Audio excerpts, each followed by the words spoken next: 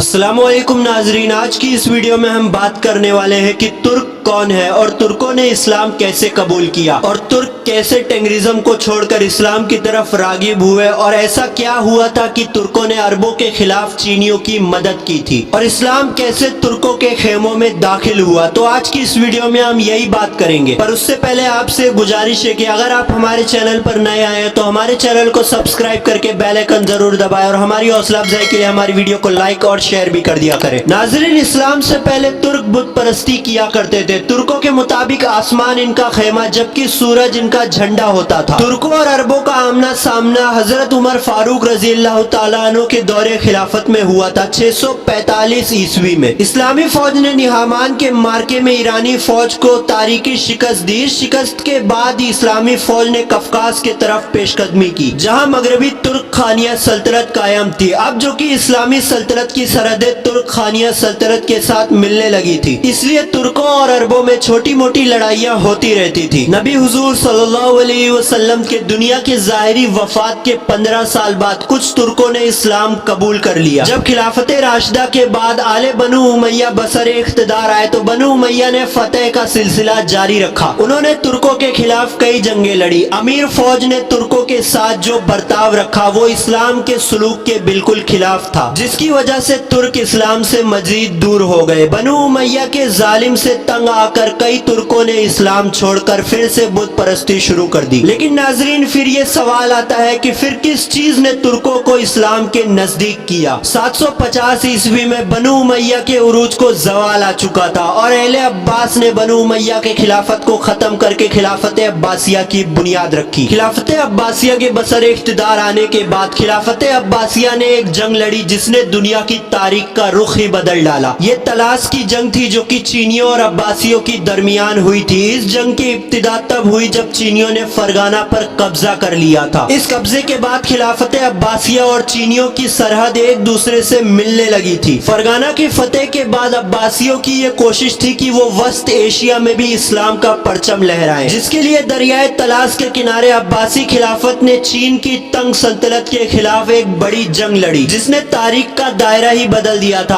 अरबों की अब तक चीनियों के साथ जंग नहीं हुई थी, लेकिन जहां अब्बासियों के लिए एक बहुत बड़ा मसला ये था कि उनके खिलाफ सिर्फ चीनी ही नहीं बल्कि तुर्कों का एक बहुत बड़ा कबीला चीनियों के साथ मिलकर जंग लड़ रहा है। ये कबीला बेहद ही गुर्बत में जिंदगी बसर कर रहा था। चीनी जनरल गाओ ने कारलुक सरदार के साथ एक मुआहिदा किया जिसके मुताबिक कारलुक कबीले की माली मदद की जाएगी और बदले में कारलुक कबीला अब्बासियों के खिलाफ चीनियों की मदद करेगा। नाजरीन, तलाश की जंग में शुरू के दिनों में चीनी फौज तुर्कों की मदद से गालिब रही और अब्बासियों को शुरू में बहुत शदीद नुकसान उठाना पड़ा। जंग के आखिरी दिन एक ऐसा वाकया पेश आया जिसके बाद जंग का नक्शा ही बदल गया। नाजरीन, अब्बासी सिपह सालार यजीद बिन सालेह ने जंग के चौथे रोज तुर्क कबीले के सरदार से मुलाकात की। इस मुलाकात में अब्बासी फौज ने तुर्क सरदार को इस्लाम फौज की जानिब से लड़ने की दरखास्त की और नाजरीन, तुर्क सरदार भी जानता था कि फतेह के बाद चीनी जनरल तुर्कों को भी नहीं छोड़ेंगे। अब्बासी जनरल यजीद बिन सालेह ने यह वादा किया कि फतेह के बाद आपसे बनु उमैया जैसा सलूक नहीं किया जाएगा। तुर्क सरदार ने अब्बासी जनरल के वादे पर यकीन करते हुए उसने अब्बासियों की मदद की। जंग के आखिरी रोज जब कारलुक तुर्क चीनियों के साथ मिलकर अब्बासियों से जंग लड़ रहे थे तो वहां अचानक से तुर्क अब्बासियों से जा मिले और उन्होंने चीनियों के दाएं और बाएं बाजू पर हमला कर दिया। चीनी जनरल इस अचानक हादसे को बिल्कुल ना समझ सका और वो अपनी फौज को अब्बासियों की तलवार से ना बचा सका। तलाश की जंग में चीनियों को तारीखी शिकस्त हुई और 50,000 चीनी इस जंग में मारे गए और बेशतर को मुसलमानों ने कैदी कर लिया। 751 ईस्वी की तलाश की जंग ने तारीख का रुख ही बदल डाला, क्योंकि अगर तलाश की जंग में चीनी जीत जाते तो वस्त एशिया मुसलमानों के हाथ से निकल जाता। तलाश की जंग के बाद तुर्क और अरब एक दूसरे के करीब होने लगे। इस जंग से एक और खास बात यह हुई थी कि चीनियों ने इंसानी तारीख की बेहतरीन ईजाद की थी जिसे इन लोगों ने दुनिया से छुपा छुपा कर रखा था। ये इजाद पेपर थी, यानी कि कागज। यही कागज जिसे हम और आप रोज इस्तेमाल करते हैं। मुसलमानों ने सिर्फ कागज ही नहीं बल्कि बारूद और कंपास जैसी चीजें भी चीनियों से छीन ली थी। इस जंग के बाद अब्बासी खिलाफत ने तुर्कों के साथ बहुत अच्छा सलूक किया, इनको इनामो इकराम से नवाजा और तुर्कों के साथ तिजारत शुरू की। अब्बासी खलीफा अल मंसूर ने तुर्कों को फौज में आला रुतबे दिए। तुर्क जो कि जंगजू और बहादुर थे, इसलिए अब्बासी खलीफा ने इन्हें सरहद के करीब किलों में हिफाजत के लिए मामूर किया और यूं तुर्क धीरे धीरे इस्लाम में दाखिल होने लगे। तुर्कों ने बाज़ंतीन सल्तनत के खिलाफ अरबों के साथ मिलकर कई जंगें लड़ी और पहला तुर्क शहर जिसने इस्लाम कबूल किया वो ताशकंद था। नाजरीन, 10वीं सदी के औस तुर्कों के कबीले ने इस्लाम कबूल किया। इस कबीले के सरदार का नाम सल्जूक था। ये इस कबीले का सरदार था जिसके जानशीनों ने एक अजीम सल्जुक सल्तनत कायम की थी, जिन्होंने वस्त एशिया में इस्लाम का परचम बुलंद किया था। और इन्हीं तुर्कों के कबीले ने 12वीं सदी के इख्तिताम पर उस्मानिया सल्तनत की बुनियाद रखी थी, जिसकी सरहदें यूरोप तक फैली हुई थी। उस्मानी तुर्क ने इस्लाम के पैगाम को यूरोप के कलीसा तक पहुंचा दिया था। तो नाजरीन, आज की इस वीडियो का हम यहीं पे इख्तिताम करते हैं। उम्मीद है आपको ये वीडियो पसंद आई होगी। अगर आपको हमारी ये वीडियो पसंद आई हो तो हमारे चैनल को सब्सक्राइब करके बेल आइकन जरूर दबाएं, ताकि हम ऐसे ही हिस्टोरिकल और नॉलेजेबल वीडियो का सिलसिला जारी रख सके। इस वीडियो को लाइक और शेयर भी कर दीजिएगा और अगर आप चाहें तो हमें इंस्टाग्राम पर भी फॉलो कर सकते हैं। आईडी स्क्रीन पर मेंशन है। मिलते हैं आपसे किसी और वीडियो में, तब तक के लिए अल्लाह हाफिज।